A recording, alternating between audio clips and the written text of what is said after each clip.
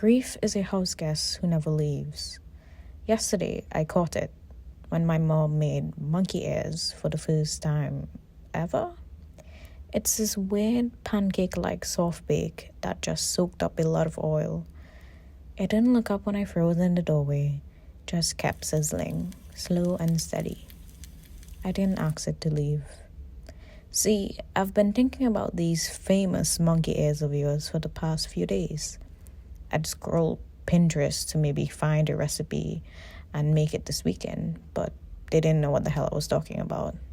I'd never mentioned it to Mom. I was just thinking it. She later told me she'd been thinking about it for days too. I'd just exited the shower. My mom, your daughter, was in the kitchen and I exclaimed, "I was thinking about Granny's monkey ears." I quickly dressed and went to help her. I started telling my little sister about the pot Mom was frying it in, how you'd make this horrible fish broth in it that lasted days and stinked up the house, how a few days later you'd fry the bacon in it. My little sister and I ate while standing in the kitchen, Mom frying out the rest of the batter as we recapped stories about you. It was 7 p.m. yesterday.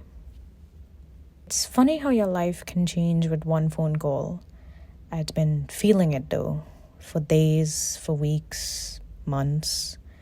It's this sort of precipice that I couldn't place, this waiting. The notebook to the side of my bed with writings, left discarded. Things I need to put out, things I've been procrastinating, things I've been itching to make, waiting for the right time. When I knew there was no right time, just the thinking of beginning it all, how nothing is without anything else. Experts coined the term of how I felt to be anticipatory grief, the grieving of someone before their death. All I wanted was to tell everyone about time, lost time, time that dragged, times that I'm reminded of you by every jibe Mom would randomly throw my way when I'd vexed her. When she'd complain that I'm too lazy like you, that I'm too stubborn like you, how I'd sulk like you, because I was yours. I remember talking about the tradition of eating a boiled egg on your birthday for good luck, and my friends watched me like I was from another planet. "That's not a Caribbean tradition, Vic," they said, "because you'd boil me an egg every year for my birthday. It was the first thing you'd make me eat on the day. Remember you teaching me how the pedal on the sewing machine worked, how you had to run off the thread. I remember playing Old Maid with you. I remember beating you at checkers and being annoying about it. I remember you and your old people sayings when you catch me reading books under my covers when I was small into the wee hours of the morning about how I would damage my eyes." I watched 28 Years Later, 3 weeks ago. My Letterboxd review talks about how I can't remember the first time I heard the phrase "Momente Mori." Was it that one X-Files episode? Was it in my literature class in secondary school? I cannot recall, but I'd been thinking about that recently, not in a morbid way, but in a way the film felt. See, Mom had flown out of the country that week for a few days. Granny's not doing so well, she says. I'm home alone with my sister, we're watching Young Justice, and my mind is with my mother and how she feels about her mom. I answered her FaceTime. She looks tired from the trip, and all I want to do is hug her. Granny does not recognize her anymore.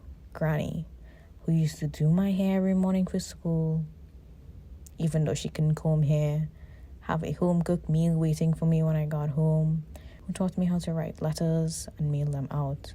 Granny. I couldn't imagine how that week felt for my mom. My mom says she doesn't have long. Memento amoris. Memory is fickle.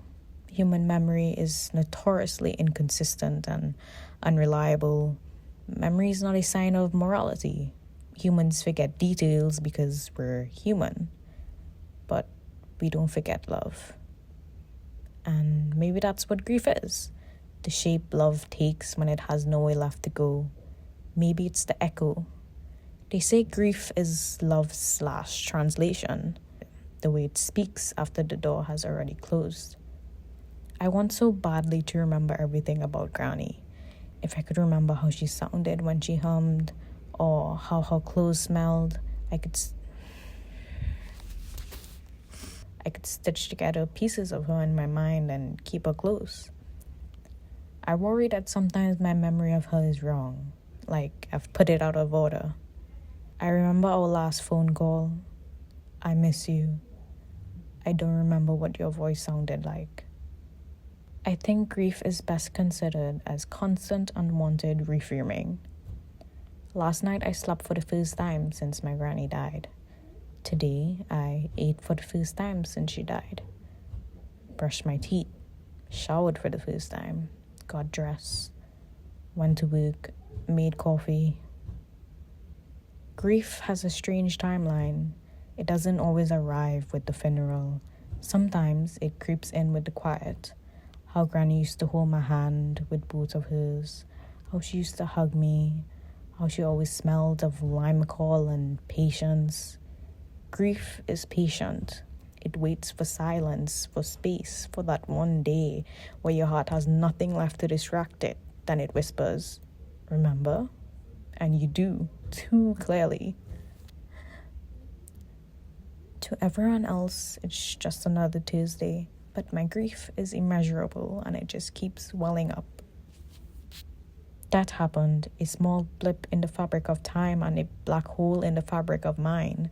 The sands of my grief shifted into more than just my writing, but my reality as well. Even if the weather was foggy and grey and damp, there was now a small spark of color. Because life goes on. I wish there was an ending to this, something I can place as a centerpiece, the finale, the mark of grief. But it has just been a few hours of her being gone and it has felt like forever.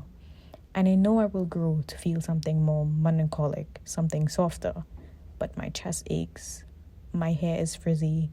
I suddenly resent how time keeps ticking, taking me further away from her. And I detest how one day there will be an empty seat at my side. But I don't linger on it.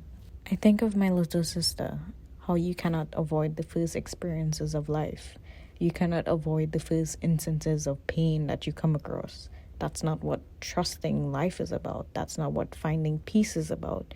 You're going to be rattled. Things are going to happen to you that you didn't know were possible. You're going to be destroyed and hurt in so many unique ways. Just as you're going to be shown joy and beauty in so many unique ways.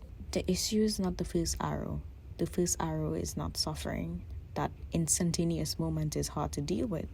You don't know how to deal with it. We're not equipped for it. It may take us a little longer than we're used to become okay with it and to move on and to let go of it. But fundamentally, that second arrow is ours. Our complaining, our suffering, our misery, our attachment to the pain or to the experience. That's always ours. That's why we trust the universe, not because you're not going to get hurt, not because things aren't going to happen to you, but because what happens to you in any circumstance, you're always in control of your own suffering. You're always going to be okay.